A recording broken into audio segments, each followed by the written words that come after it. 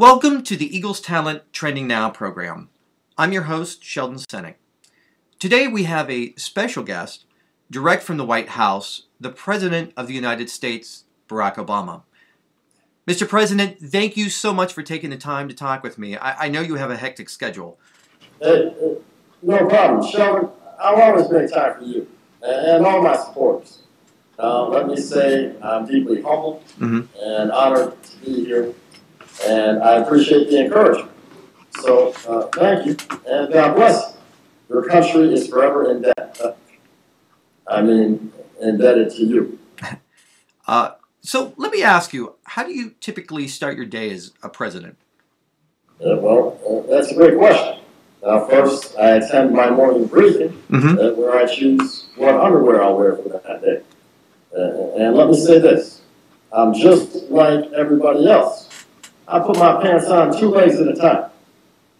And then I'll head out and sink a few putts on the putting green in the South Lawn.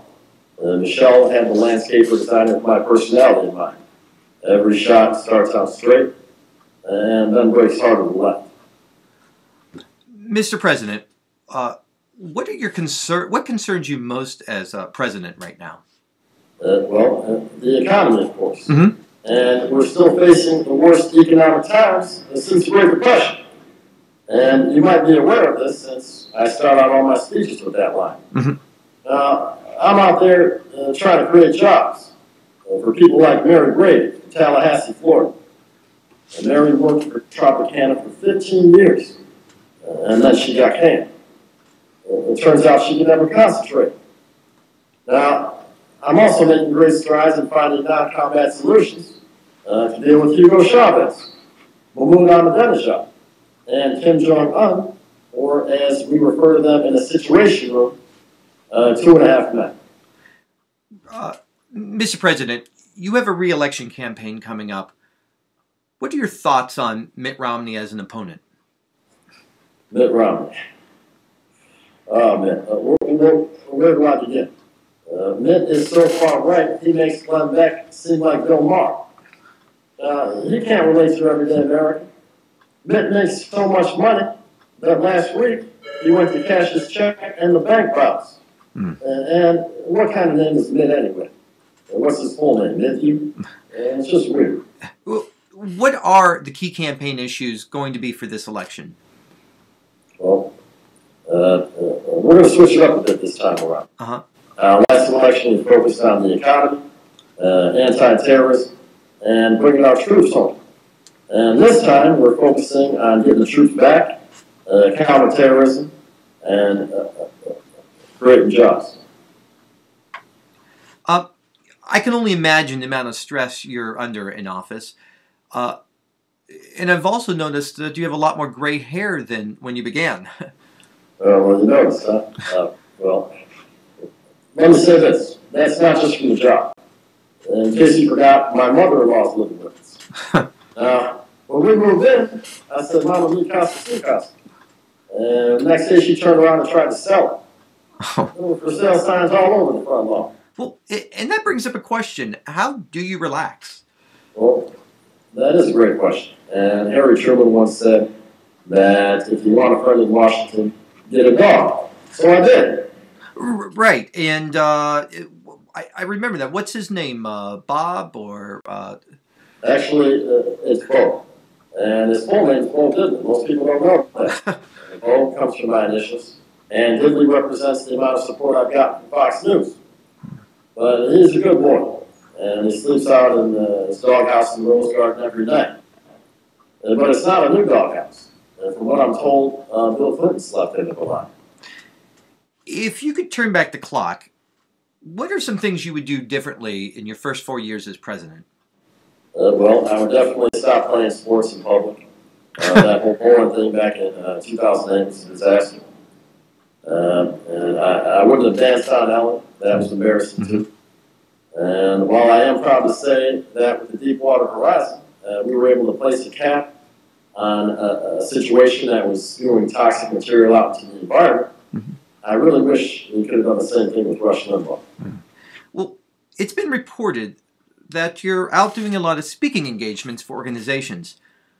how are you able to balance your heavy workload as president and do speaking engagements? Uh, Next question. Uh, Donald Trump is in the news, and apparently he's trying to stir up some trouble for you. What do you think of Mr. Trump? Well, let me be clear. I'm a big fan of the Celebrity Apprentice. It's our favorite show.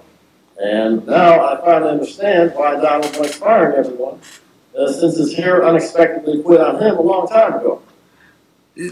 You are such an inspiration to many people. Tell me, who inspires you, Mr. President?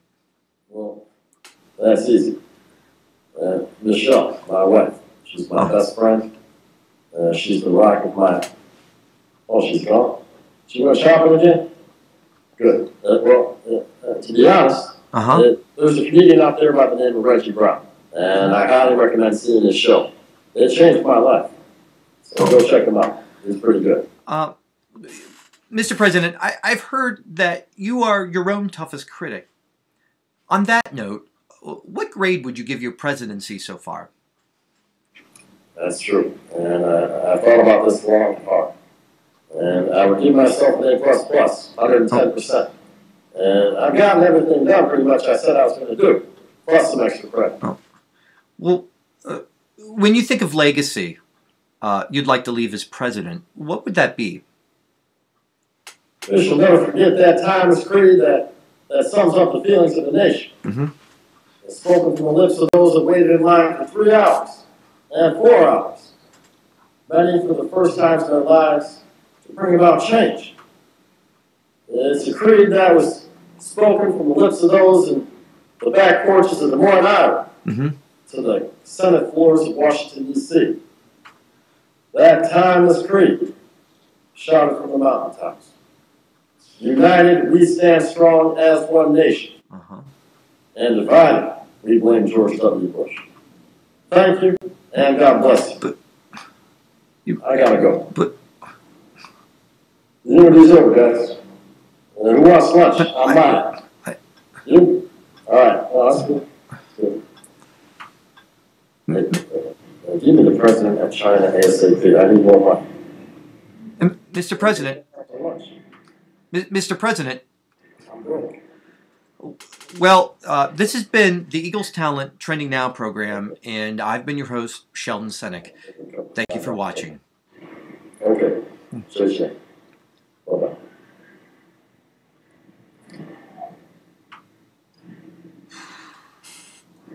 Can we take this thing off there?